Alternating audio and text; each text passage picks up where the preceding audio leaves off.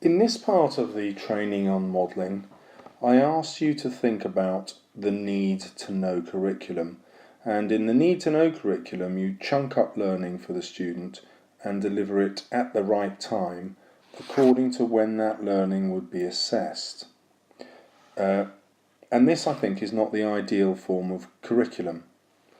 So there were 10 questions that I set here that you could use in order to decide whether the model that you were giving your students was good enough to accelerate their learning. So firstly, does it allow them to get full marks? Then have you been explicit about how to do this? How exactly can they get 100%? How do the students see the big picture? Do they get the whole answer first? In my experience, this is incredibly rare. What we do is teach students the building blocks, and once all the building blocks are assembled, then the whole answer is revealed.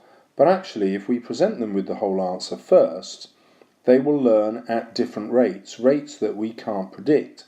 The whole class can move at the rate that we determine, but each individual in the class could learn at much different and accelerated rates if we gave them the whole answer at the beginning.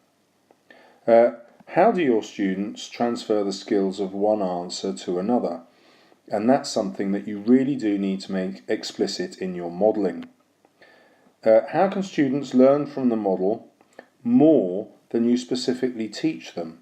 So, for example, if your model answer is annotated for skills, then they will dip into that according to their level of need, or at least there is a greater chance that they will do so. What's the earliest your students could understand these skills? It's really useful to look at the mark scheme and questions from a different subject, because you will approach these with an open mind. When you do that, for example, if you're old enough to have invigilated GCSE exams, you'll probably remember looking at the questions and thinking, Christ, I could do these. I haven't studied this subject in 20 years, and yet the answers seem easy to me. That, to me, is a universal experience that we have when we look at other subjects' GCSEs. Of course, when we look at our own, that isn't the case, and the reason for that, I think, is that we're teaching a need-to-know curriculum.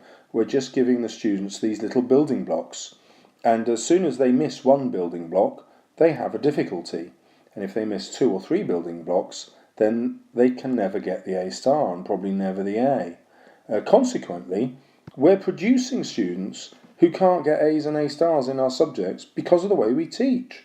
We assume, of course, that's because our subject is inherently difficult. But of course, if we look at every other subject and look at their exam papers and think, actually this is easy, or relatively easy, then it must follow that our own is also relatively easy. We just can't see it because it doesn't correspond with our experience. But I'm suggesting our experience is a problem of our own making. It's because we're teaching the need-to-know curriculum. We're chunking everything up, and we're not letting students see the whole answer. We're not giving them the big picture often enough. So they can only progress at the speed that we progress with them. They can never get ahead of us. So you're teaching GCSE skills, but are you starting them in year 10, or actually could they be learnt in year 8 or even year 7? Another way of evaluating that is thinking, well, what would happen if there were no GCSE exams? And so I wasn't going to assess their learning in year 11 here, but I just wanted them to be brilliant in my subject. What would happen then? What age group would you teach that skill or that subject content to them? So let's say you decided, well, actually, I'd like to teach that in year 7. What are the barriers to doing that?